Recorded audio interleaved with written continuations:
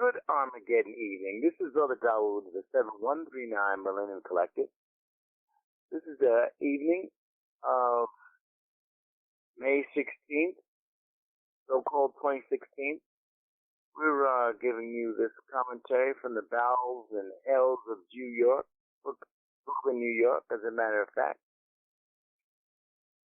Our last dissertation, we were going into the nature of the confusing structure of the so-called jurisdictions that the beast in Western civilization has pretty much structured most nation states, but for our purposes,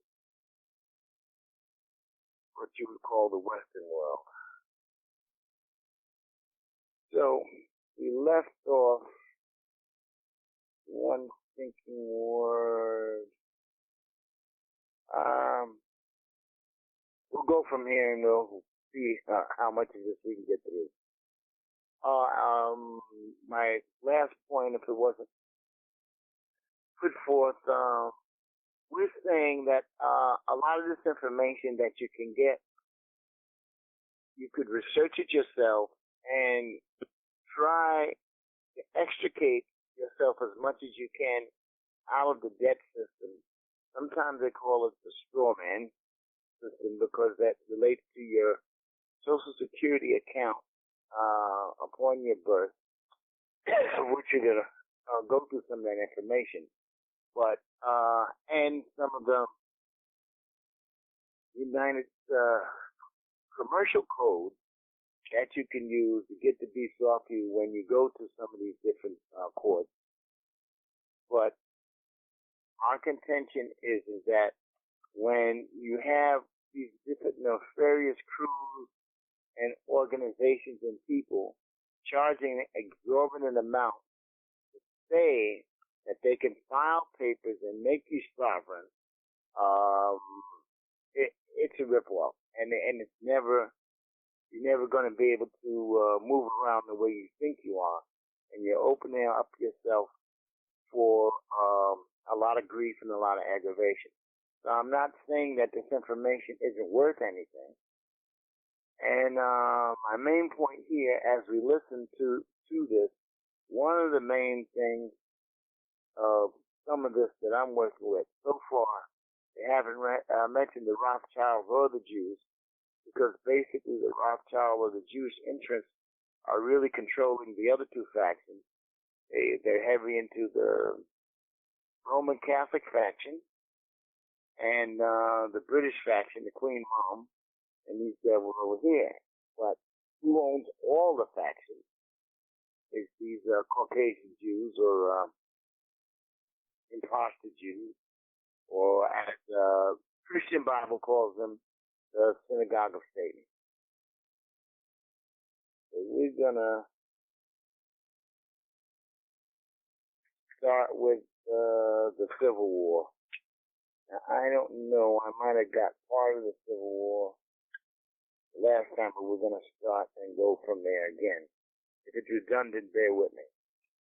So obviously, for those that still remember, do their research, Civil War 1860, Abraham Lincoln is elected president of the United States Commercial Company. That's very important. March 27, 1861, 11 congressional delegations from the southern states walk out, leaving the Congress adjourned without an agreed-upon date to meet again.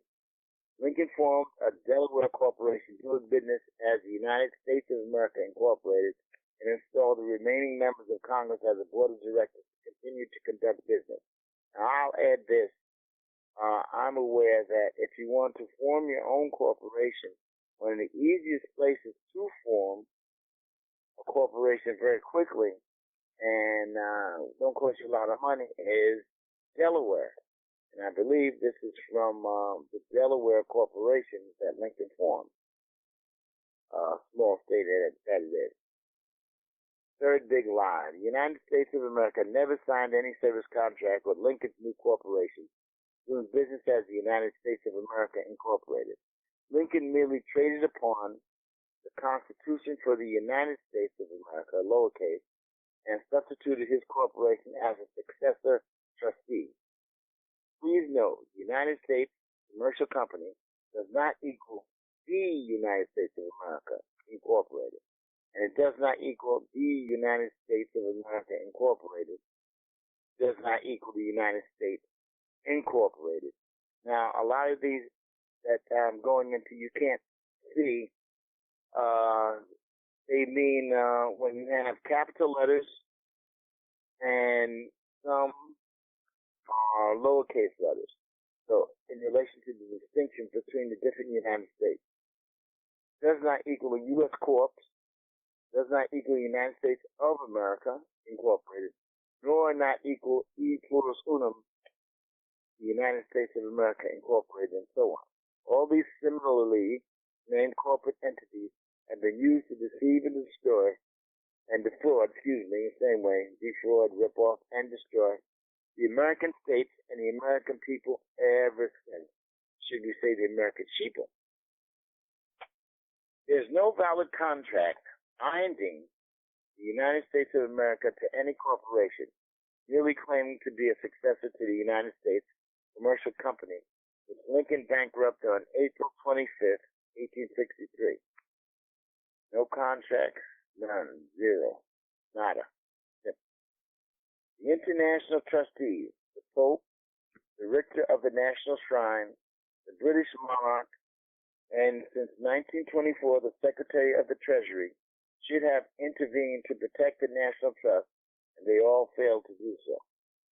Despite the requirements of the only equity contract the global estate trust had with the States of America, despite all the trustees for the treaties promising friendship and amity in perpetuity, and despite the loyal support of the Americans through 2 world wars, these false trustees allowed this situation to continue and have profited from it for over 150 years.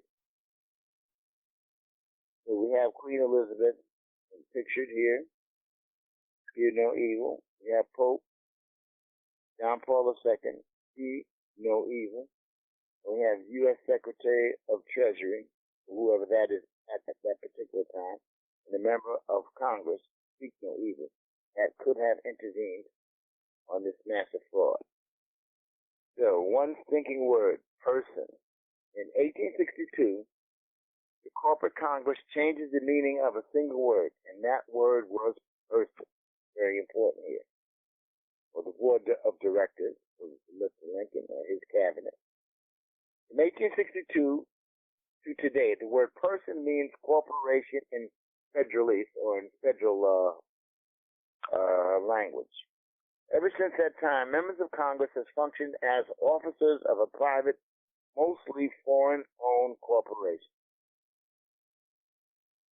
For government purposes only. A person is no longer a people, it is a corporation. That's the 37th Congress, 2nd Session, Chapter 49, Section 68. Now, in April 1863, on April 24th, 1863, Lincoln issued General Order 100 and put the Grand Army of the Republic in charge of the nation's destiny. On April 25th, 1863, he bankrupted the original United States Commercial Company. In April of 1865, as the armistice is signed, the southern states are in ruins and under military occupation. The northern states are bankrupt.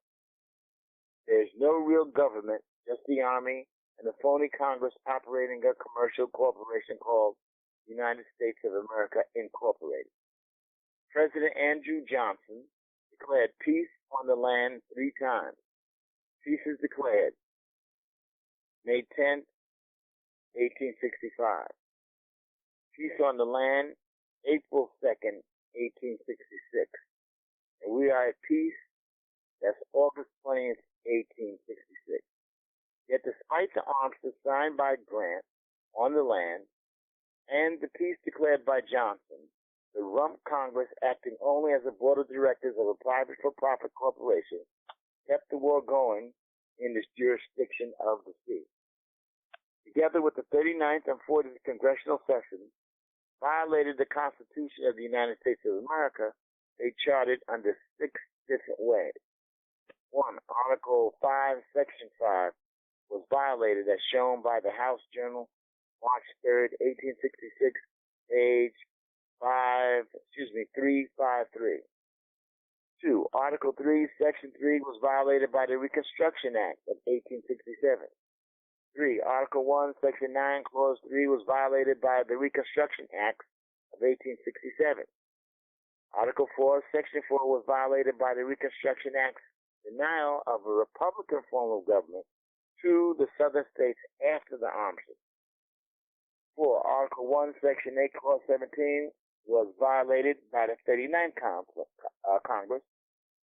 unlawfully exercising exclusive legislation outside their district and allowed federal enclaves. Article 4, Section 3 was violated when the 39th Congress formed unlawful de facto federal states within the organic states of the Union to operate as franchises of United States of America Incorporated. Poisoning the well. The Reconstruction Acts of 1867 to 1868. Members of Congress got together.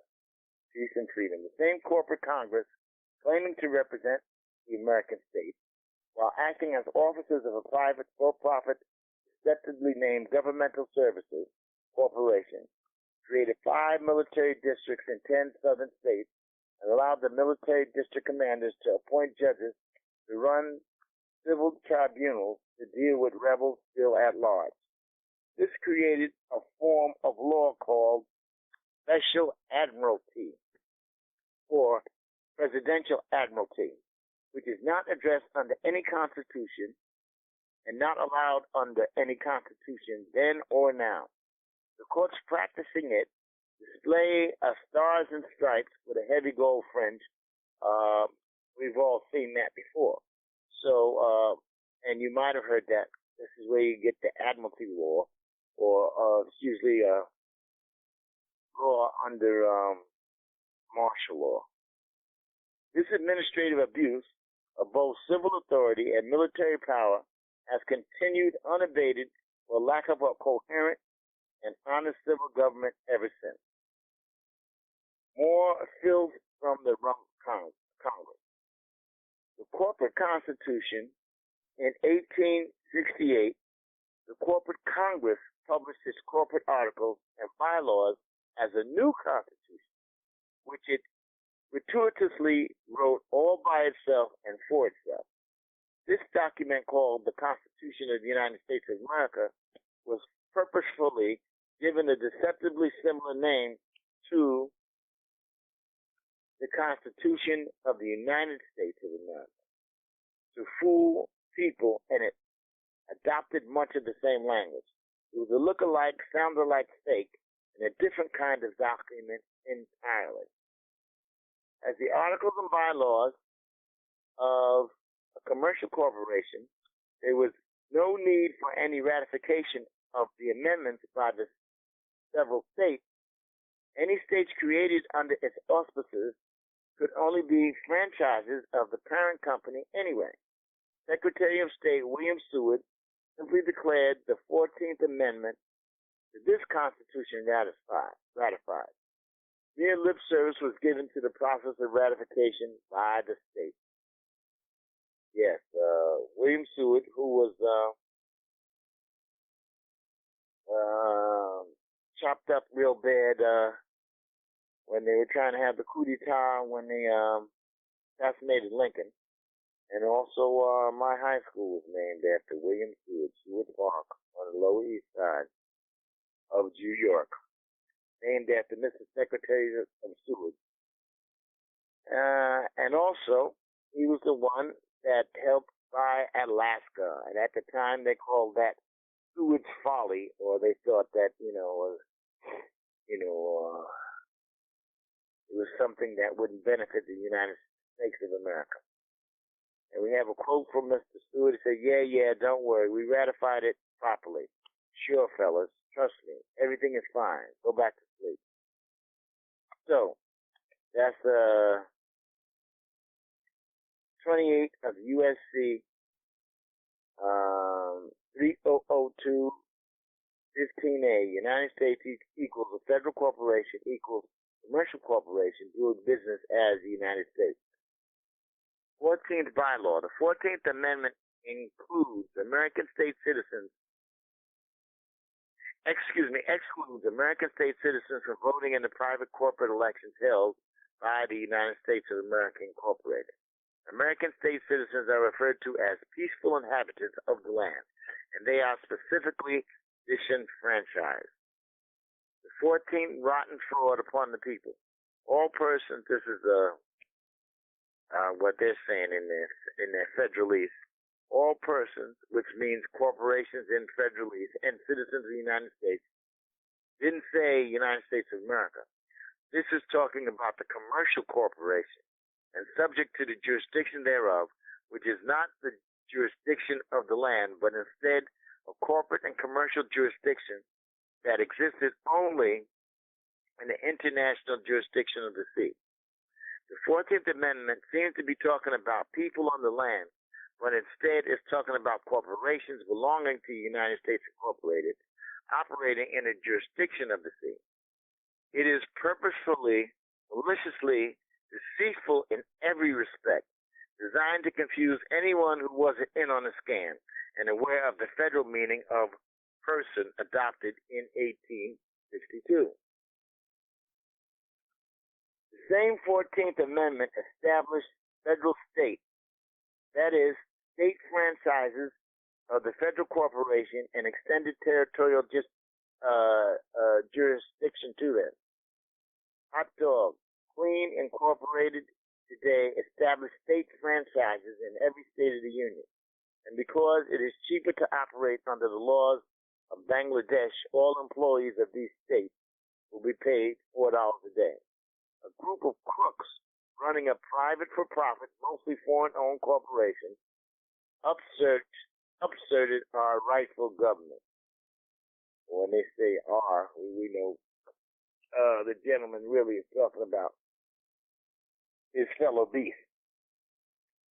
Since they were elected to some kind of office in something called the United States Congress, whatever United States that might be, and whichever Congress either, was it the Congress of the United States, the Congress of the United States with a lowercase u, or the Congress of the United States, all capitals, or maybe the Congress, small capital of the small case of the United States of America, or maybe the U.S. Congress? Or could it be, oh yes, I'm here in Washington, D.C., representing you in our grand old State of the Union. Any old way I please with no accountability whatsoever. That's Congressman Bill Blatherskite. The fraud has been ongoing since 1861. Just so we are clear, when American state citizens elect members of Congress to public office, those people take their oath to the United States of America, major, and they act as deputies and fiduciary officers who are 100% individually and commercially liable for their acts.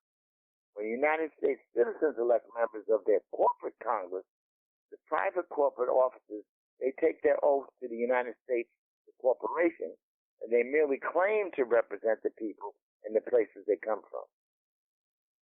So here we have the representative of the United States Incorporated, and then the deputy of the United States of America.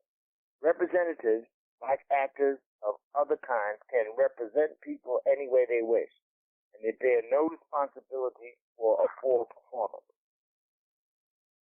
Here's one we all should remember. Pledge of Allegiance. 1. Securing your individual consent. Pledge, an ancient feudal act of admitting servitude to a king. My allegiance, giving fealty to a king, to the United States of America, Incorporated, and to the Republic, that's us, for which it stands. The perpetrators popularized the Pledge of Allegiance through public schools across America as a means of securing verbal contracts and brainwashing 3 generations of school children. Nobody asked, why would the Republic, our rightful government, need anything else to stand for it? The best argument for never voting in any of their elections. Well, it's your own fault. You are the one who gave me your proxy and let me represent you. You should have known better than that. You people are so stupid. And we have a capture here of Senator Pirate. 2nd of February, 1871. The 41st Congress, the 3rd session, chapters 62, 63, 64, 65, the Congress declared itself to be the successor of all United States corporations and the property of all said corporations. It claimed to own every corporation in America that was formed under U.S. auspices. And that claim they own all corporations. Why they incorporated you, or basically saying as a person you are a corporation living within these 2 or many corporate entities. Then we have something that says it's alive and I will obey my every command. And they say, what the heck just happened? The dilemma of the state, lowercase, state, state, and state of state. Sounds like who's on first, what's on second? I don't know who's on third. The original state of New York represented the landmass state and the people inhabiting the actual state. As a result of the Civil War conundrum, this original state of New York was reconstituted as New York State, and the name State of New York was instead applied to the newly created federal state of New York operating in the jurisdiction of the sea. We also have the State of New York, all capitals, operating under the draconian military law of the Washington, D.C. municipality. As if that wasn't enough, the UN Corporation has gotten into the act and sponsored its state franchise operating as New York capital. Thanks to the duplicity and deceit involved in operating 2 states or more, at the same time, the state legislatures are not fulfilling their proper function for this jurisdiction on the land. This has resulted in the federal government running amok and rampant over the rights of the actual states and the people inhabiting them. The problem has been exasperated by the fact that no new states on the land have been added to the Union since 1860. This is because Congress stopped functioning as a Congress of deputies representing the states on the land and has had no power to actually create and add new states on the land via the Northwest Ordinance and the Equal Footing Doctrine ever since. Technically, the Western states are not states. They are states in waiting, promised all the perks and rights by commercial contract and trust indenture, but having no separate and sovereign status under international law. We have a little character here. Just what kind of games are you all playing with us? Enough already. Correction requires the legislatures of the original states on the land formed prior to 1860 to resume functioning in behalf of the land jurisdiction and to hold the federal government and the global estate trust to account. It remains for all Americans to hold the members of Congress to account and to force them to convene as deputies as required by the Constitution for the United States of America and to evoke the Northwest Ordinance and Equal Footing Doctrine to fully seat and create the Western states as states on the land, not quasi-federal possessions owned equivalent rights. As this brief expose shows, a tremendous amount of confusion has been deliberately and inexhaustibly added to the original government structure, and that confusion has been used by crooks to defraud and control both Americans and the American states on the land. As is also evident, a good deal of the blame for this comes home to the United States Congress, which has grotesquely and criminally malfunctioned for many decades, leaving a great deal of housekeeping, house cleaning to be done. As is also apparent, the Global Estate Trust and the international trustees responsible have failed to honor their sacred trust. The popes have ignored and profited from this situation, and so have the British monarchs. The actual trustees responsible for administering the land jurisdiction was outflanked by the renegade Congress, and his office was made subservient to none other than the Secretary of the Treasury. And the criminality included the banking cartels, hand-chosen bankruptcy trustee, the Secretary of the Treasury of Puerto Rico. We all know Puerto Rico is in bankruptcy right now as we speak. Now, what so far we have uncovered, they're not telling you that behind the popes and behind the British monarchs are the apostate Jews or the synagogue of Satan, the same Jews that are behind the fake Muslims that control Saudi Arabia. So, moving right along. If there remains any kind of lawful authority vested in any human institutions on earth, the church, the British monarchy, the Congress, the individual state legislatures, the United Nations, the World Court, anything, anywhere, then these acts of fraud and neglect must be recognized for what they are and forthrightly corrected.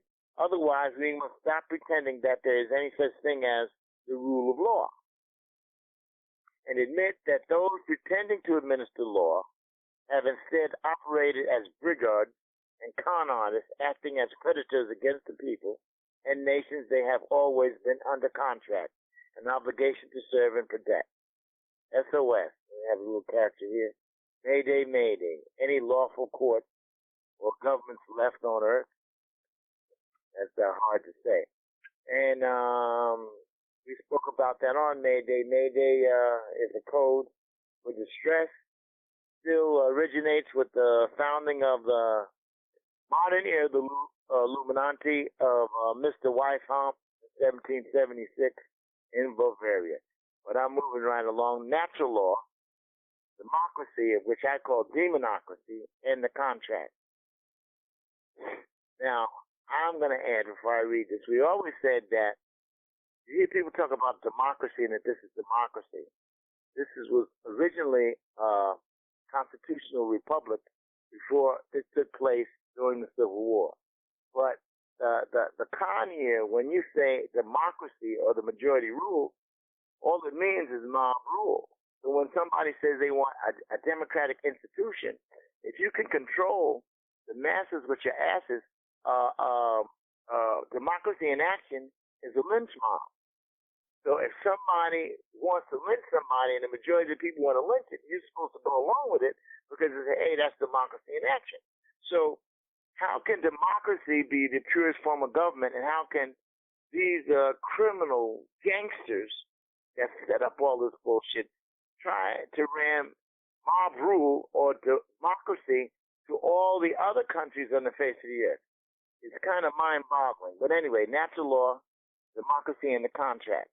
The founders of the United States of America defined law to be the law of nature and nature's God, which is law that derives its moral authority from nothing less than nature and the Holy Spirit.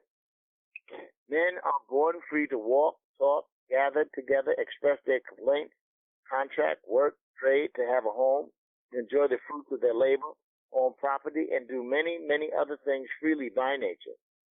Those rights are natural law and are unalienable. They cannot be deprived, nor taxed, nor licensed. Those who live within the law are law-abiding, and those who live outside the law are outlaws, when on land and pirates on the sea. The Bible forbids mankind, and get this here, the Bible forbids mankind, or the beast, or a kind of a man, from making legislation. Deuteronomy 42. And for so-called Christians, the true law was further reduced to only two precepts: to love God, Matthew 22:37, and love your neighbor as yourself, that's Mark 12:31. These laws, if properly observed, are complete. entire and sufficient for the conduct of all business, all relationships, and all needs. They lead directly to moral behavior among men. Unfortunately, democracy, which literally means mob rule, is just what we're talking about. Mob rule is immoral because it constantly violates the inherent rights of individuals in the United States of America. Minor, composed of 57 federal states, is a constitutional democracy. If 51% of your neighbors wish to eat you for dinner, they may do so by evoking majority rule. In a democracy, which is precisely why our forefathers, the devil's forefathers here, ordained, and our contract with the Global Estate Trust requires a Republican form of government, which represents natural rights of individuals above the wishes of the majority.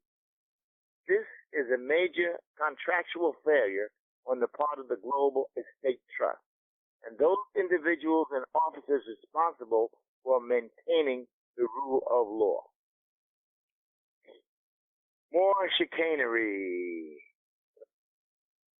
As far back as 1871, a fake corporate Congress, merely claiming to represent the Republic of the United States of America, was also claiming an ownership interest in all United States corporations. Over time, they would claim to own all American corporations, too. Then we have a little wink, wink. Stay tuned, campers. It gets a lot worse. Now we go from 1900 to 1904. The Insular Tariff Cases. In a series of Supreme Court cases known as Insular Tariff Cases, Hovind and Allison versus Everett, Downs versus Bidwell, and others, Congress got official permission to set up shop for itself. As a result of these decisions, Congress has the green light to create a separate nation for itself, using federal territories and possessions as states complete with their land jurisdictions. Guam, Puerto Rico, America, Samoa, and the other insular states formed the Union of American States and began operating as the United States of America Minor. Another federation of states operated as a constitutional democracy and under a deceptively similar name. From then on, the Congress routinely referred to this entity as if it were referring to the continental United States. The criminal semantic deceits that began with the Civil War multiplied like rabbits in the spring. Any number of scoundrels having enough money to start with can establish themselves as a government, because with money they can hire soldiers, and with soldiers extort more money, and also compel general obedience of their will. And that's a quote from Lancer Spooner again. We had a quote from him earlier, or in the last dissertation. So around 1912, a group of mostly European banking interests, plus some turncoat American bankers, formed a private association and called it the Federal Reserve. What they're trying to say, this is your Rothschild banking interest. Always when you see the Federal Reserve, that's the Rothschild in America. So that people would naturally assume, as of today, you have Yellen, the Jew bitch. All the heads of the Federal Reserve are imposter Jews. Be clear on that. Which is a private company and has nothing to do with any of the government except the fleece, the sheeple. So that people would naturally assume it was part of the federal government. They combined resources to purchase the middleman spot for themselves between the Congress and their intended victims, all United States corporations. They bought the United States of America, incorporated together with its state franchises and agencies as a business venture. The members of Congress are now tacitly working for them. These banks took over the Governmental Services Corporation without a word to anyone. It was just a private corporate management change impacting the whole country and everyone in it. Why tell anyone? Federal Reserve which was always federal in the same sense as Federal Express, began operating familiar agencies like U.S. Department of Labor and the U.S. Department of Agriculture and the U.S. Small Business Administration. Excuse me. For private gain and to manipulate markets and to lock up competing resources, to establish monopolies for themselves and to buy off unions and to establish punitive regulatory schemes. As a first step, they killed off the American railroad because they could make more money selling oil and gas products to an inefficient truck fleet. With Theodore Roosevelt's help, they kicked off the American conservation movement. They gained control of resources and locked them away from development by competitors. It was never about pristine vistas and clean water. It was about locking up mineral deposits and stealing water rights. The EPA and FDA were later created for similar reasons, not to protect the public, but to protect markets and promote profits for the perpetrators and their friends. Pure and simple, the Federal Reserve Bank bought a governmental services corporation that never had a valid contract with the continental United States in the first place and pretended to be the government. But they are not and never were and never can be.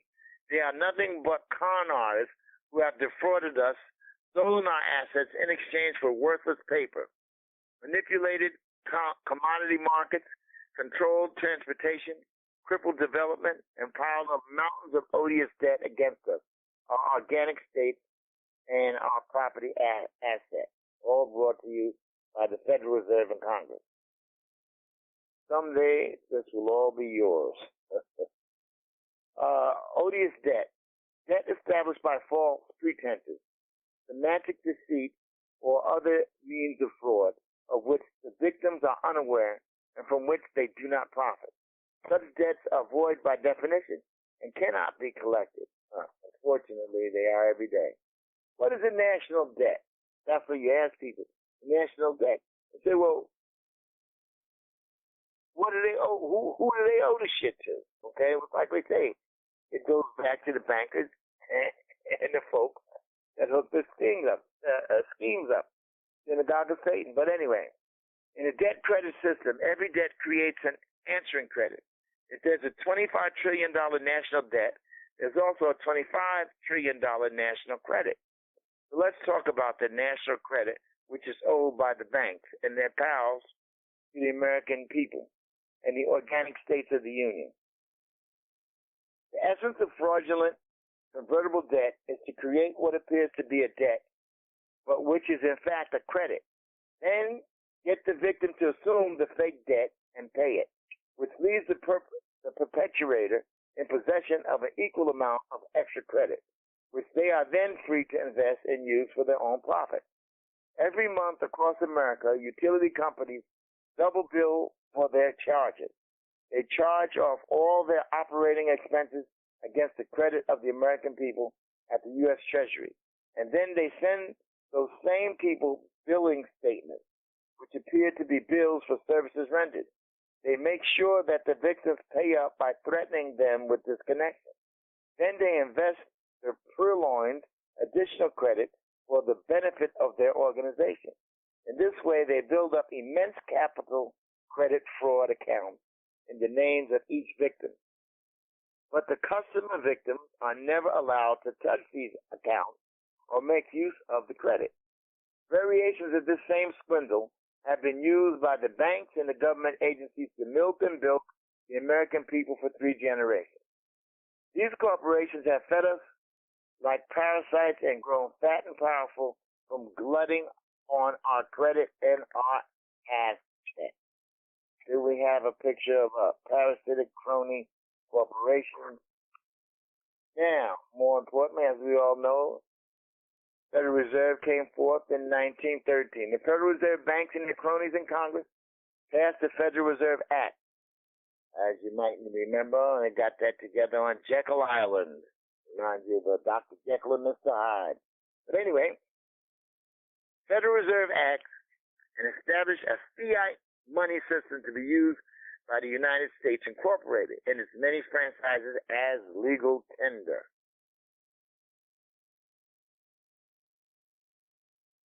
banks are given a license for 100 years to print money and receive the full face value of the bills plus interest as additional profit. So it cost them about 4 cents to print each Federal Reserve note, and they got the full face value of that bill back plus interest from Americans. That's some con, huh? This was done despite every law against usury and despite the requirement of real money plainly stated in the Constitution for the United States of America. That was and is still in effect and still owed to American states on land. So you get the scam here. So the money machine, the cost to print each Federal Reserve note is 4 cents. The face value of the bill is $1 and up. The profit to the bank, the face value, minus 4 cents plus interest. Now you calculate that, oh right, I'll pay you tomorrow or maybe next week. Or maybe never. Isn't there something? Okay, moving right along. This hasn't thoroughly enraged you or totally confused you. Note the note scam. First National Bank of George S. Wiedemeyer's note. Federal Reserve note, like United States note, and George F. Nidelmeyer note are nothing but IOUs, promises to pay later. Can you pay a debt with an IOU? What happens when you do this? Newsflash, you go deeper into debt. A negative plus a negative always equals a bigger negative.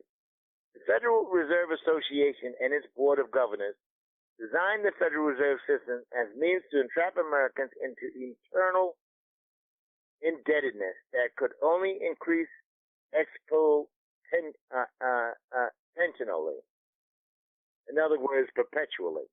Every time anyone paid a debt with a Federal Reserve note, they acquired more debt for themselves. And they had no other practical choice than to use the Federal Reserve notes because the Federal Reserve System had a legalized monopoly. The Federal Reserve System took no risk, paid nobody for anything, and simply collected the debt. This means that they cheated Americans out of their labor and resources in exchange for promises to pay, siphoned it off in exchange for worthless paper. Then, in 2009, the Federal Reserve System transferred the bulk of its assets to a new entity organized under capital United Nations Incorporated, doing business as the Federal Reserve Capital Incorporated, doing business as the United States of America Incorporated, all capitals, and declared the old version bankrupt, leaving the hapless Americans to pay their national debt. And what are we supposed to pay it with? According to Congress, with more notes. There is no debt limit, pay now, pay later, backed by the good faith of the U.S. Congress. This is an obvious criminal fraud scheme, but nobody is doing anything about it except the 133 nations already spearheading the BRIC's initiative. Over half the world's population, China, Russia, India, and Brazil. They are all looking at the British and the Canadians and the Australians, and most of all at the Americans wondering, when are you going to wake up? And I'll add, when the fuck are you going to wake up? And we have little things, it's time to wake up. Now we have a quote from the serial killer, founding father, member of the Hellfire Club, Benjamin Franklin. And he's quoted here, and slave owner, of course, the founding father, a righteous guy that he was. A nation of well-informed men who have been taught to know and prize the rights which God has given them cannot be enslaved. It is in the region of ignorance that tyranny begins. And that's old Ben. We have a quote from Masonic Boy 33 and a third, Will Rogers. Be thankful we're not getting all the government we're paying for. Yeah, he's a real comedian. 1917. Non-existent war powers and emergency powers. In 1917, the corporate Congress, under the sway of their new banker bosses, made another gross power grab and claimed to have war powers that were never granted to them and which, strictly speaking, do not exist. Nevertheless, they passed the War Powers Act and gratuitously conscripted all the private property in America for the war effort. Conscripted means they borrowed every man, woman, cat, chicken coop in America for military use. U.S. Army became an army of occupation at that point. They also came under the Hague Convention, which required them to protect all non-combatant civilians and their private property assets, including their natural and unalienable rights, which are material assets of the national trust, and to act as a faithful USRUCT under the rules of the USTRUCT established by the Hague Convention, and to return all civilian property unharmed and unencumbered by any debt resulting from their use of it. The Hague Convention, for Article 55 and the laws of World War II, Article 3, forbidding changing status to a public citizen of the United States Incorporated, are both provisions that the members of Congress and the Joint Chiefs of Staff would rather ignore, but really can't. They also can't ignore Section 21 of the Applications Appendix of Trading with the Enemy Act, which specifically excluded American state citizens from being classified as enemies. The great fraud, quite a few frauds. So we have the Joint Chiefs. After the First World War ended, Congress and various presidents kept declaring states of emergency and states of war as a justification for retaining control of all the assets that rightfully belong to the American states and the American state citizens. That explains how and why all our assets were in the possession of the United States of America Incorporated when it declared bankruptcy in 1933. 1933, the Great Fraud, in which billions of people died, suffered, went hungry, and lost everything they had for bank profit. Coming out of World War I, the government, the money machine was still running full tilt, and the bankers saw no reason to stop it. They let the money flow like water in the street, and the roaring 20s and massive leveraged investment speculation was the result. Roaring 20s. Like a building, a house of cards, the bankers let the markets build and build and build, while the innocent sought out riskier and riskier investments in the grossly overvalued stock market, and the greedy but also innocent ones among us used highly leveraged options to trade at all, hoping to make a fortune overnight. Sounds familiar. And then, in late October of 1929, the Federal Reserve abruptly choked off the money supply. As a direct result, they were able to put thousands of competitors out of business, buy up massive amounts of real estate for pennies, and hire labor for almost nothing. It was a banker's paradise. Conference of Governors, March 6, 1933. United States of America Incorporated had 48 federal state franchises run under names styled like this state of Wisconsin or state of Ohio. These were identical to local franchises operated by any other national corporation. Think of McDonald's or Wendy's or Burger King, or I would call them a Murder King, and you will have the picture. FDR was president of the United States of America Incorporated, and the governors of these states were all franchise managers. On March 6, 1933, Roosevelt told them all that the United States of America Incorporated was bankrupt. The governors all immediately pledged that word again, the good faith and credit of their states and the citizenry thereof.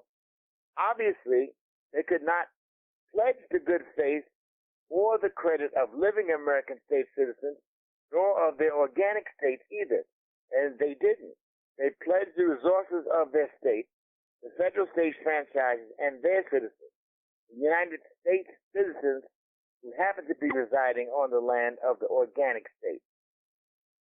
That did not prevent them from making full use of their semantic deceit and laying false claims and titles under color of law against the land and private property of American states and American state citizens.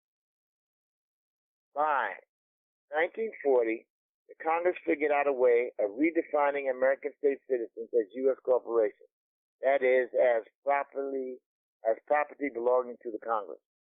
Remember back in 1871, the corporate Congress claimed to own all the United States corporations and their assets.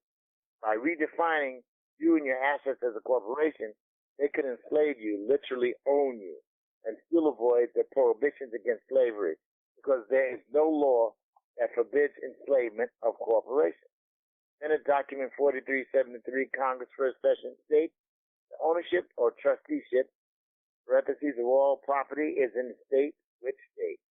Individual so-called ownership is only by virtue of government, i.e. law, amounting to the mere user and use, must be in accordance with law and subordinate to the necessities of the state. Communism. Now, we got a little thing that says communism means they steal everything and pay for everything. Fascism is they steal everything and make you pay for everything too. That's basically where we're at. Now we have Tompkins versus the Erie Railroad. The rats have avoided the requirements of the Constitution for the United States of America by falsely claiming that Americans chose to be United States citizens and that we entered into private contracts allowing these mostly foreign-owned commercial corporations to enslave us and plunder our states in equitable exchange for benefits like Social Security, all of which were deceitfully imposed on us as government mandates, complete with taxes needed to pay for them. Here's what they did with the court. And we have a little picture here. It says, Mom, Dad, is it true? Are you both just statues someone dreamed up? Well, according to this, I'm sure they think so. Flesh and blood Americans living on the land of the American states are owned common law courts under the Constitution for the United States of America. Article 7. Only common law is competent to decide issues involving living people and their private property. But in 1938, the United States Supreme Court, which is supreme only over the federal corporation, not the people, decided Tompkins versus Erie Railroad and admitted that there is no general federal common law. Our common law courts today exist only on paper, purposefully left unfunded and without paid staff. The American people have not had access to the courts and law forms they are owed for decades. Our state courthouses are filled with foreign courts operating exclusively in international jurisdictions. We've been kidnapped into these foreign jurisdictions and subjected to statutory law, which, as the name implies, is a law for entities created by statute, like testimonial trust. John Quincy Adams, like transmitting utilities, or uppercase George F. Schindelmeyer. The mortgage fraud from 1934 to present.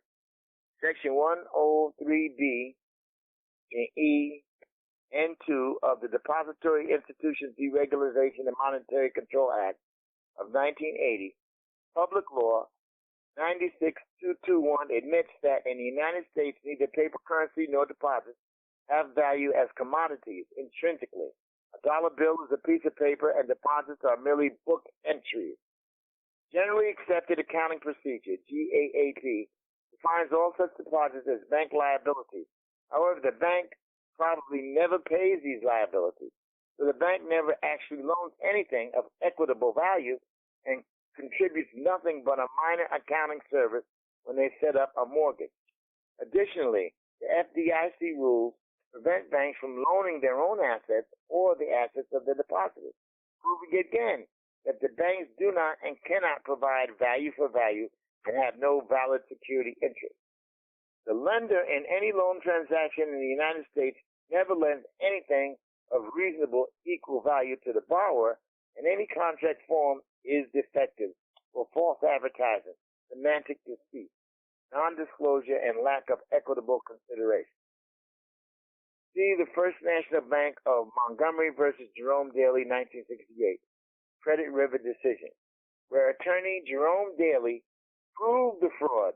Daly based his defense on the argument that the bank had not actually loaned him any money, but had simply created credit on its book. Daly argued that the bank had thus not given him anything of value and was not entitled to the property that secured the loan. The jury and the justice of the peace in Martin versus Mahoney agreed. The jury returned the verdict for the defendant, and the justice of the peace declared that the mortgage was null and void, and that the bank was not entitled to possession of the property securing the mortgage. The justice admitted in his order that his decision might run counter to provisions in the Minnesota Constitution and some Minnesota statutes, but contended that such provisions were repugnant to the Constitution of the United States and the Minnesota Bill of Rights.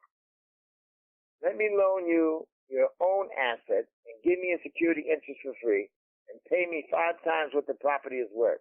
And then the state of Minnesota will own your property free and clear. You can burn their mortgage for them. Okay.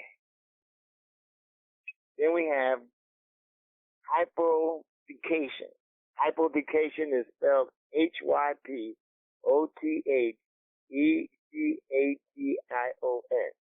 It's a process by which one party uses another party's assets to secure a loan via establishment of an unseen lien, which does not require transfer of the actual property title and which is not detected as long as the first party makes their payment. Government, that is, the governmental services corporations, have hypothecated debt against your private property assets because they claim to represent you. They have obligated you to pay their debts for them when they go bankrupt and default. That is what FDR did when he bankrupted the United States of America Incorporated. And that is why the IMF, or the International Monetary Fund, will try to do when they bankrupt the United States Incorporated. Biggest lie of all is that politicians have the authority to indebt future generations of America. Oh, well, I can't pay today, but my surety, John Q. Public's great-great-great-grandson, will stand good for me. This is the reason that Americans are born in debt, live in debt, and die in debt. It's called gross fiduciary trust fraud, and it is being committed against you by people on your own payroll. That's the NSA, EPA, IRS. This is the federal thinking shit. Congress, Department of Defense, all of these criminal organizations. Now, we're gonna finish up in a minute, and with this aspect here. Very importantly, what are civil rights?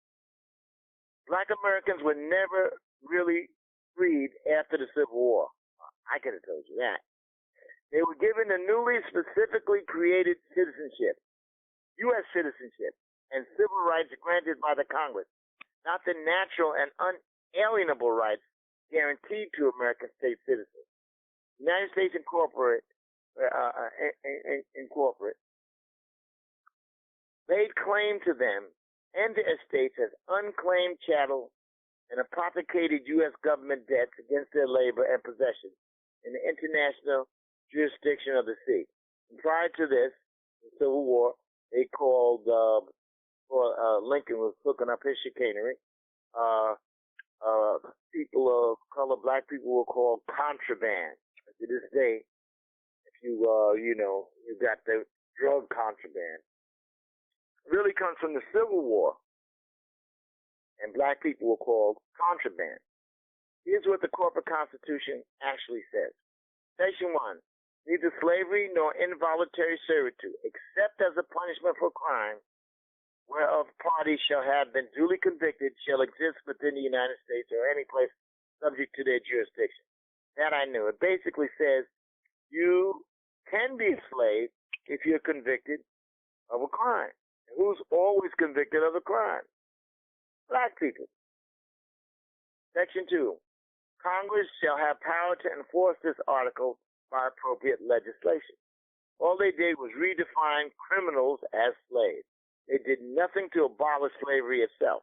In fact, they enshrined slavery as a permanent part of their national law and gave themselves the right to arbitrarily redefine both crimes and criminals, such that a child picking dandelions could be arrested as a criminal and enslaved for life. Well, they're doing that pretty much. It's time for the United States Congress to be brought home and overhauled, for members to be deputized as true fiduciary officers, and for senators to be held accountable to the states on the land again. So this is what the Black Lives Matter movement, they can't understand, because they don't understand that they're not true citizens of the United States, and they don't have inalienable rights as defined by the beast. So when the police murdered the little brother in Cleveland, within 3 seconds, he can't get no justice. When you have, whether it be Trayvon Martin, whether brother in Missouri, the reason why you continue to go to these courts, they have dominion over you, and you don't have any inalienable rights. They have the right to murder you and walk away. And the only right that you have is to murder them. My position is it's much easier to murder them on an occult level rather than on a physical level, because unfortunately, because the mechanisms of the state, they got cameras everywhere. So that's another issue, but that's the thing that people don't understand. So when they get outraged, by the time they get to Loretta Lynch and the Injustice Department, they can't get no justice. Why?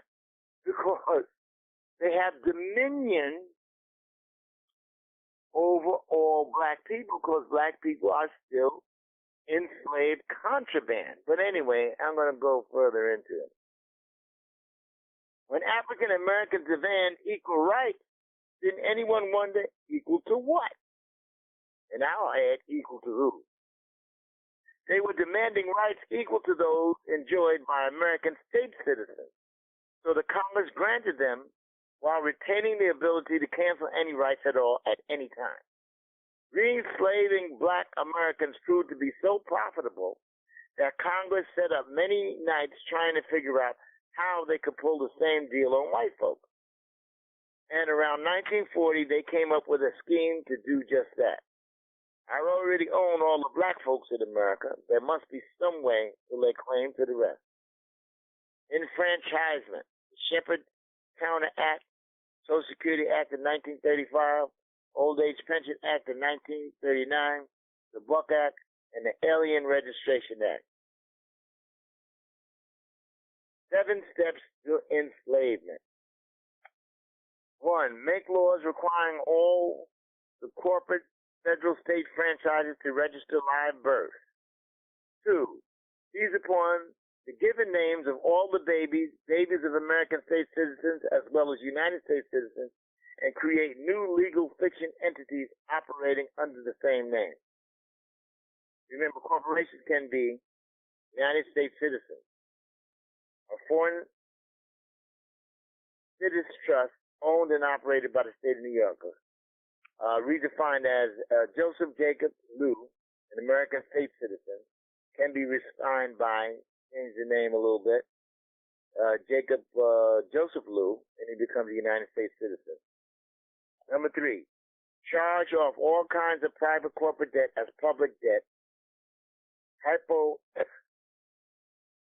hypothecated against Joseph Jacob Lew, established commercial liens against him and his assets, then claimed that he has gone missing, presumed lost at sea, or presumed dead.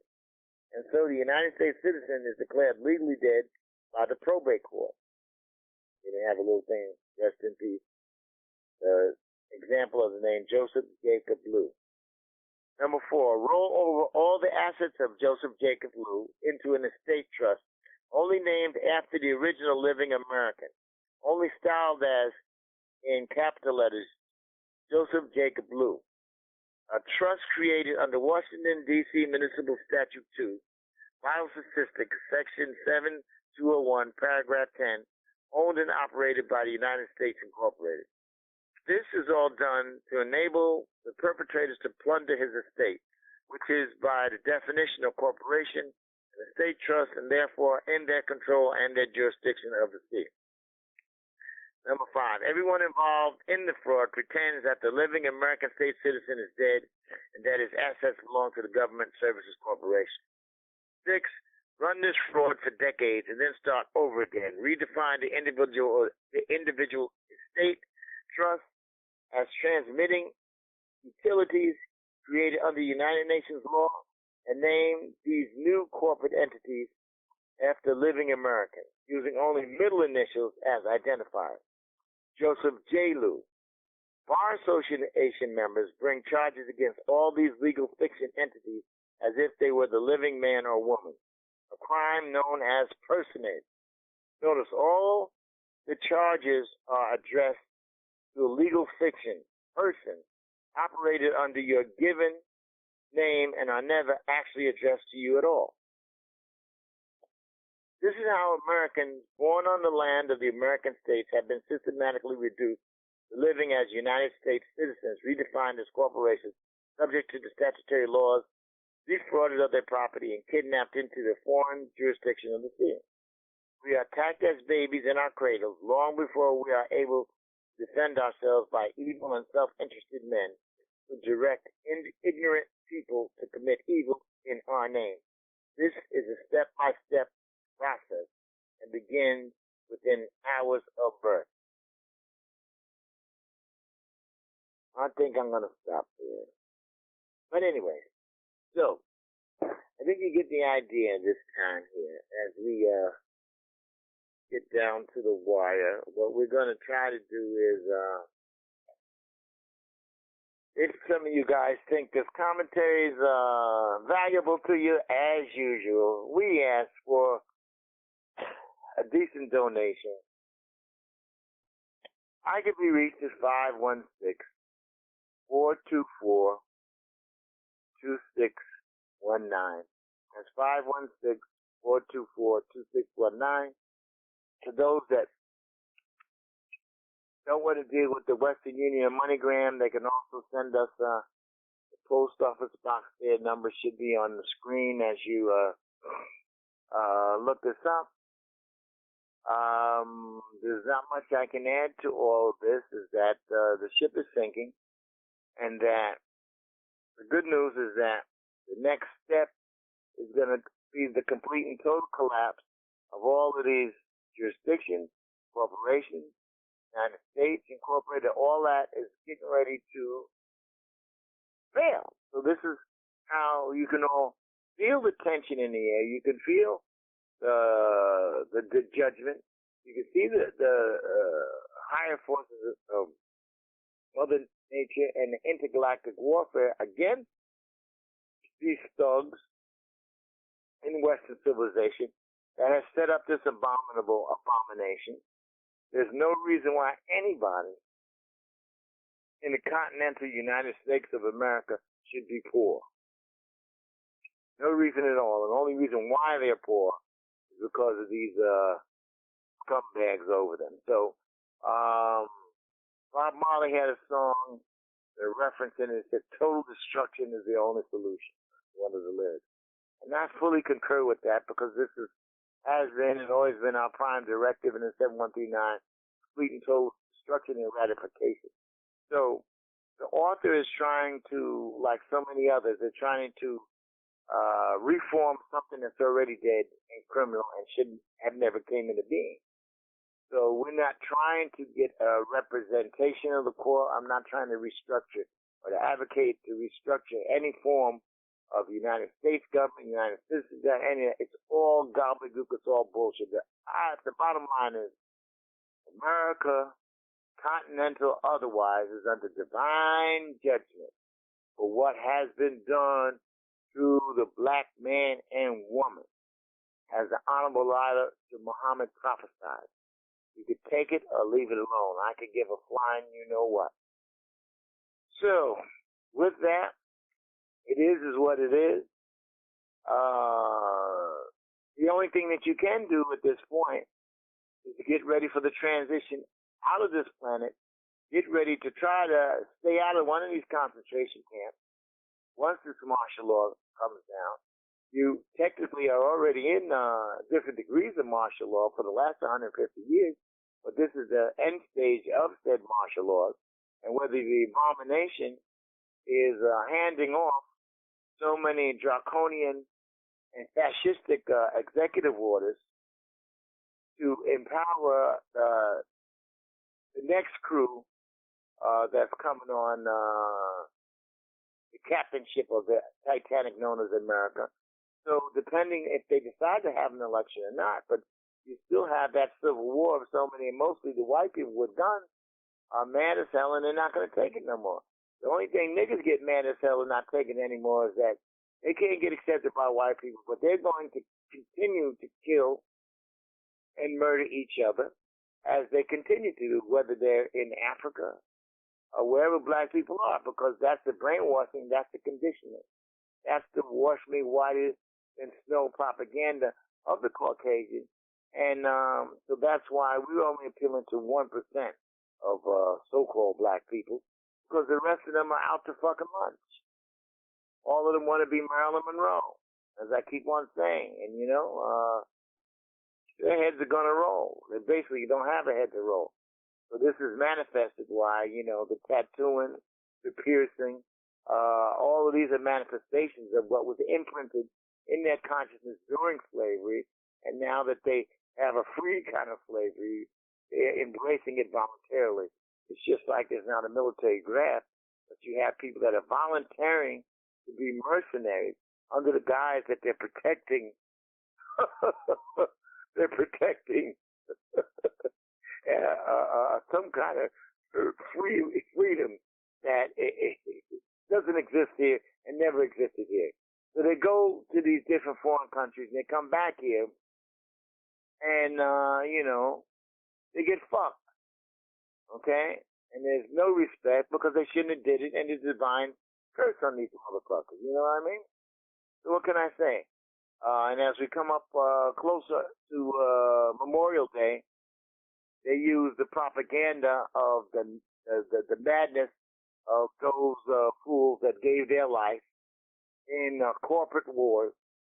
As Smedley Butler said, War is a Racket. It's an excellent book. We've mentioned that many times.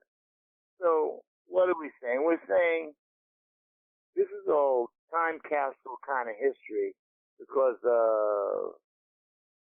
this is all going to be destroyed anyway. So however you want to deal with this information, you know, you can work with it. But as I said, we're going through the motions. We're selling information.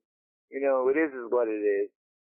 And then it's a little something. So we always end, as we say, remember, love is our law. Love under our holy divine will. It is through the power of our holy divine will we set our minds in motion to master all adversity, receive the great abundance that is ours, and to complete our holy divine mission here. Remember, beloved warrior, to whom much is given, much is required. Abracadabra, you all have apocalyptic, wonderfully apocalyptic night, a wonderfully apocalyptic rest of May.